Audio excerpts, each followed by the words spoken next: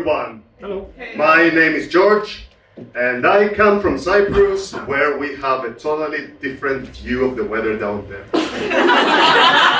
Every time that you see the sun over here, you hear people in the streets going, "There's a fireball in the sky! The apocalypse has begun!" While for me, it's just Tuesday. Also, I know your love for halloumi in this country. You know, that soft, squeaky, rubbery cheese, sponsored by Michelin, that one. So, I have news for you. We keep the good stuff and we're exporting the shit. You think that the halloumi that you're buying from Lidl for $1.40 is actually good halloumi? No, I mean, you can sell proper halloumi more expensive than cocaine over here. And that's exactly the reason that every time I go back to Cyprus, I try to smuggle as much halloumi as possible. Do you know how many conferences and meetings I went to Cyprus? But my favorite part is when I'm going to the customs at the airport, and the officer there asks me, "So, do you have anything to declare?" I'm like, "Nope, nothing. Nothing whatsoever." And you can hear the bricks of halloumi just falling off my backpack. You can see the trail of halloumi going all the way back to Cyprus. The security dog just goes, that's some good shit, man. I mean, it's so good it should be illegal. Right, so I am a PhD student in space physics, and no, I am not a rocket scientist, because not everything in space is about rockets, for fuck's sake. And we all have our favorite planet.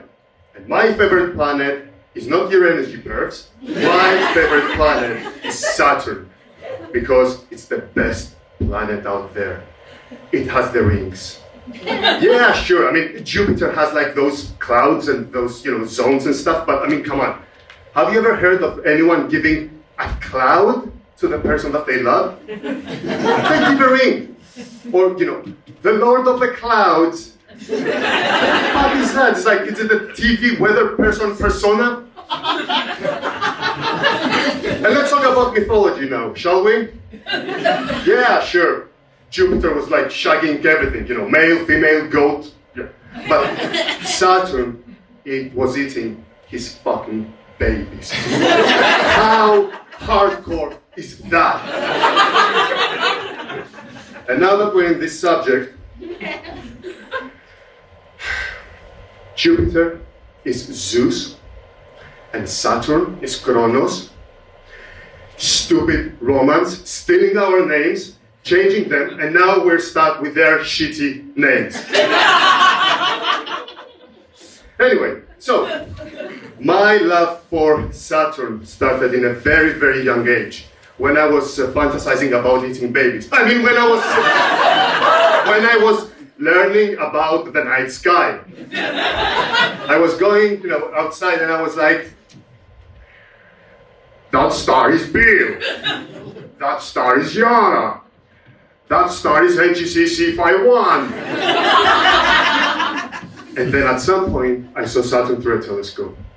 And it was fucking beautiful. I fell in love with it. I even got a tattoo of Saturn. And then I started preschool. I'm just clarifying that I didn't start preschool 14 years late. I just got the tattoo in a very, very young age. And now, I'm going outside again with the same passion. I'm like, oh, that's Bill, he's cool. That's Saturn, that's awesome. That's Harald, he's a fucking asshole. He deals bad halloumi. Now, why am I doing a PhD? Well, it's great at that. And thank you. And yeah, every time that I'm speaking with friends, I'm just telling them how awesome it is to do a PhD and how awesome it is, to basically take the data from over there and analyze them. And I love my subject. It's like it was really painful in the beginning, but now I love it. It's not that painful any longer. And honestly, I started having feelings in my subject. It's like I started falling in love with it. I don't have a girlfriend, but I don't need one. My subject is my PhD is the only thing that I want. I'm in love with it. And they look at me dead in the eyes and they're like, "You're suffering from the Stockholm Syndrome, man."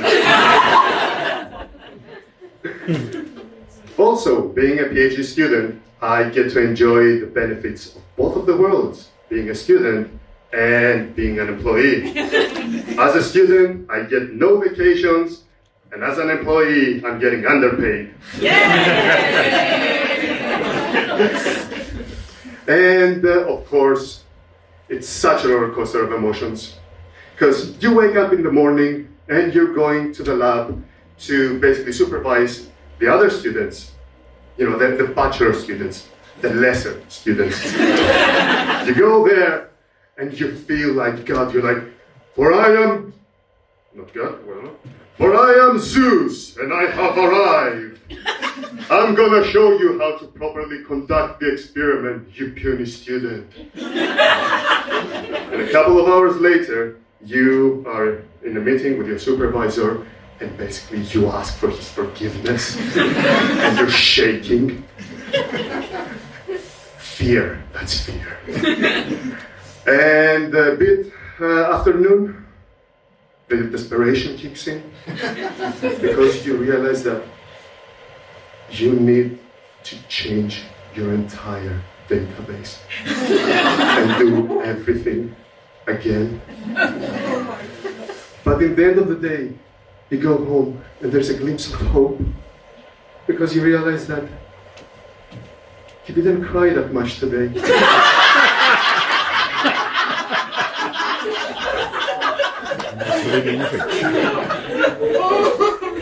And I'm gonna leave you with this.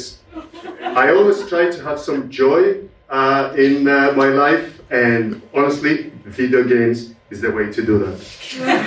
Whenever I'm trying to find my way in a city, I'm thinking that, you know, I'm Pac-Man, you know, to just turn left, turn right, so on. Or whenever I go shopping and I want to find the perfect banana, I think that I am Donkey Kong. So, PhD is a game. It feels like playing Pokemon, but with conditions. Stockholm Syndrome, Imposter Syndrome, chronic back pain, chronic fatigue, hints of alcoholism. You gotta catch them all. But not Pokemon Go though, because that requires, you know, to go outside and exercise, and we don't really do that in physics when you're doing a physics PhD. Thank you so much.